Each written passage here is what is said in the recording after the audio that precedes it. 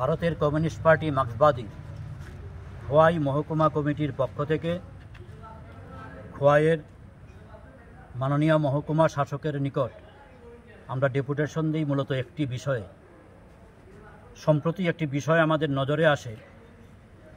ত্রিপুরা সরকারের food department গত শারদোৎসবের আগে একটি বিজ্ঞপ্তি প্রকাশ করে যে সেপ্টেম্বর এবং অক্টোবর মাসে এই সময়ে রেশন শপগুলির মাধ্যমে আটা, ময়দা, সুজি, চিনি ইত্যাদি দেওয়া হয়।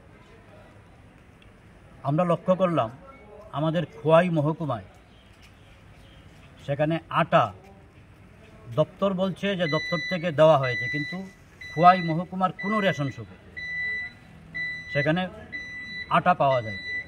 এই বিষয়টি আমরা সেখানে মহকুমা শাসকের দৃষ্টি আকর্ষণ করি এবং রাজ্য সরকারের যে অর্ডার কপি দপ্তরের সেখানে আমরা লক্ষ্য করি যে খোয়াই মহকুমার জন্য 150 মেট্রিক টন মানে 1,50,000 কেজি আটা বরাদ্দ করা হয়েছিল।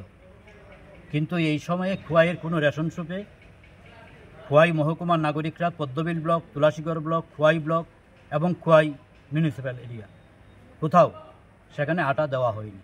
এই বিষয়টি আমরা সেখানে নজরে আনি এবং প্রয়োজনীয় তদন্ত করবার জন্য সেখানে আমরা অনুরোধ জানাই। উনিও আমাদেরকে আশ্বস্ত করেছেন গোটা বিষয়টি তিনি খুব শীঘ্রই দেখবেন।